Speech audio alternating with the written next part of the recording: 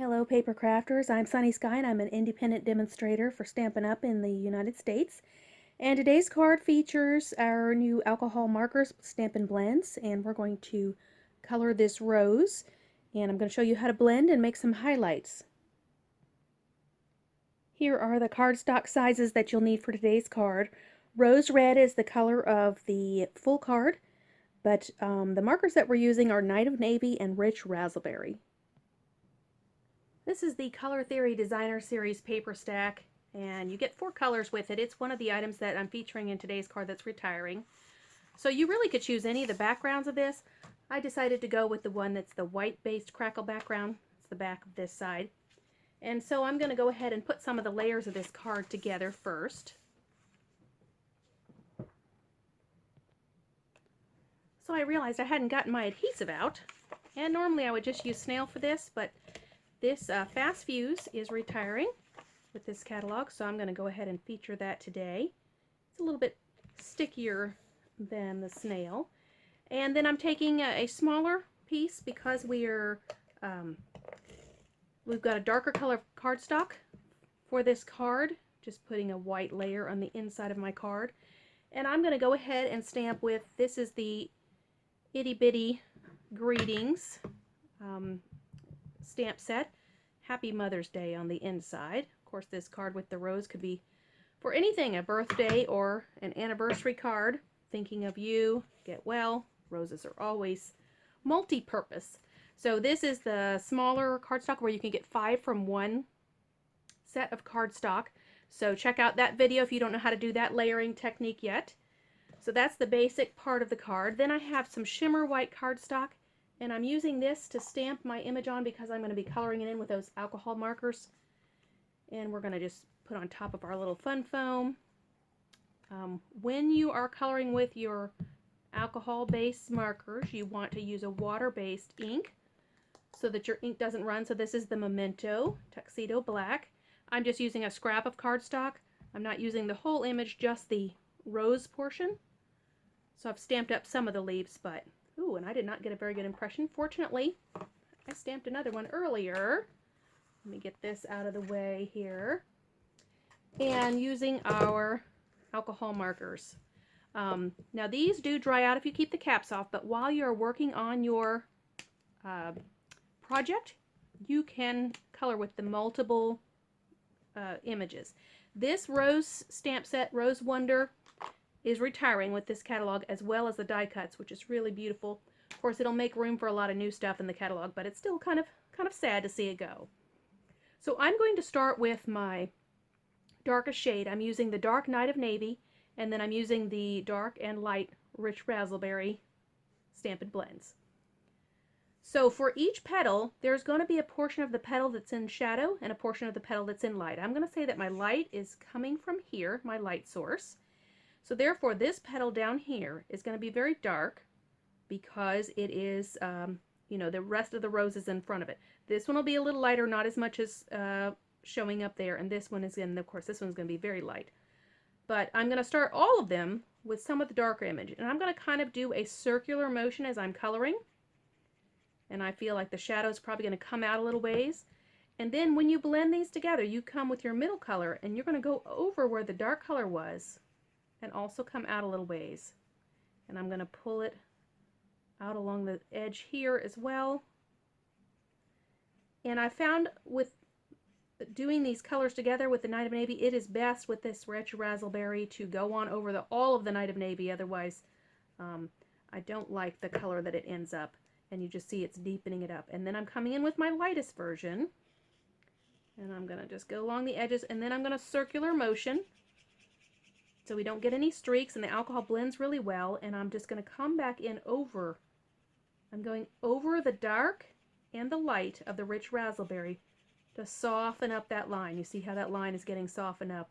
Now, you can make this darker. The more times that you go over it, the darker it's going to be. But if you want a very light portion there, you don't want to go over it too much. And then at the end, we'll use this color lifter marker. Works great to create additional highlights. Now we said that like this one is going to be a little lighter. We're still going to have dark on all of my petals. I'm going to have dark on the inside there, but not quite as much dark this time. Then I'm going to come over with my darkest rich Razzleberry, go over that navy, and spread it out a little bit. Circular motions. I'll go back over a second time to help blend that even more. And then I'm going to come in with my lightest one. This is the light version of the rich Razzleberry. Circular motions. And I'm not going to do this whole rose for you. You can see that would take quite a bit of time to do all these. So I have completed one ahead of time to show you. See, that's getting a nice blend look there. And now in these ones that are in the very center of this flower, these are very, very dark because they don't get much sunlight way down there in the center. So I'm just using the darkest two colors there. I might use just a little bit of the lightest color in there, but they're just not going to see quite as much light. They're just hidden in shadow because remember my light source is up there. Now let me show you this one up here because the sun is very close to that. We're just going to have just a tiny little bit of that darkest portion there. And then a little bit of the darker rich Razzleberry, of course, down in here. That's more shadowy area, so a little darker over in there.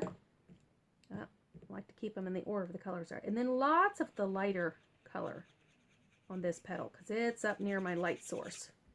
If I get out of the lines a little bit, it doesn't matter because I'm going to cut this out. And let me go ahead and put the lids back on these. They snap on nice and tight. And then this is a color lifter. It is also a color remover. So if you push the color, it will go back towards the lines. You can kind of fix mistakes. I'm pushing the color toward that line where I came out a little bit. And it takes a little time and then it spreads out a little bit. Now here's one that I've completed. You can see these pale portions. This is where I've taken this color lifter, a little circular motion here, and I'm actually going to create a place with more of those sun highlights and even more up here because remember this one was closer to my light. So I'm just going to create even more contrast here by adding this color lifter in. And I've already done it on some of them and you can see that as time goes on this is fading a little more. I think I want to get a little more of that paler in there. This is a very deep color in there and you can barely see the variations of the petals there because those are so much in shadow. It's a nice contrast. This is a nice big stamp to color in if you like to practice shading. So if you like this stamp, you need to get it before the end of May or it will be gone from the catalog. This is something you could sit and watch TV and color some of these. You can stamp them ahead of time and then color them in. Now I want to add a little dimension to this card, so I'm going to take my bone folder and I'm going to curl up the edges of my image here. It's just softening the cardstock. I'm breaking down the fibers as I turn that up. Okay, and then also to add a little more dimension on this flower, I'm going to take some dimensionals that will go in the center of my flower. You can see where that marker goes all the way through the cardstock there. Okay, and then I'm going to take some of the foam strips and come around the edge with a couple of these. Twist them and curl them a little bit because I want more dimension out there. I think they'll break that one apart. So remember, the foam strips are twice as thick as the dimensionals. So I've got the backs off of the foam strips. Let me get the backs off the dimensionals. Now we're going to just place it on this card. And I'm going to press in the center where I have my dimensionals, and that's going to make the center go down more than on the edge. Another item that you could do is if you had another one cut like this, you could cut some of these individual petals out and stick them behind. Oh, in fact, you know what? Let me do that.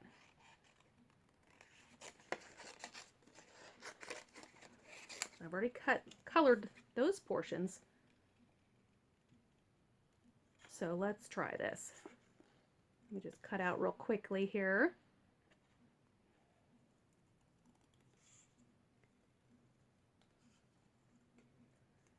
And we'll get a little more, even more dimension on this card. So I've got to cut some of this background here because I've got those dimensionals behind there. It's not letting it go in any more deeply. All right, let me put a little more, put some adhesive on this. Woo! I've never quite got the hang of this fast fuse, but it is nice and sticky, and that I like. But it is retiring, but we still have the tear and tape, which I do love the tear and tape, and that will work really for most of the same places where you would have used this. Okay, there we go. Add a little more dimension to that flower, so I'll need to cut some more pieces and maybe put it around there.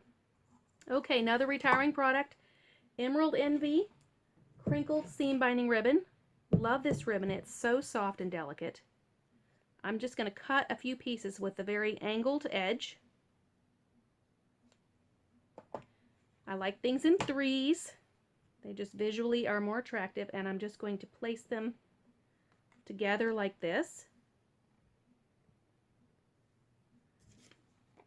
And get a dimensional here, and I'm going to just make sure that I'm covering all 3 layers with the dimensional so that they'll stick together. And let me do the same thing on the back side. And we'll just get the peel off the portion of that. Just cut this ribbon off the edge here. Okay, and then we'll just bring this leaf right inside there next to that flower.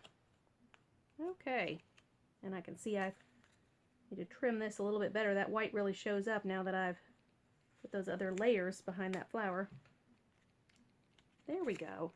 So very simple card in look, in finished design, but that's basically, this project is just to show you the variations and how to use those Stampin' blends. Now you'll see in this one here, you'll see some of the areas of the Night of the Navy where I didn't cover with the rich Razzleberry. It ends up being a little paler in color, and that's why when I did this one, I went ahead and went over all of the Night of Navy areas with the rich Razzleberry, as I was getting those deep portions of that flower in effect. So there you have it, the project for today. Retiring stamp set, retiring ribbon, retiring background paper, retiring sentiment set, and retiring cardstock. So shop before May if you love these things and don't have them yet. Thank you and have a great day crafting.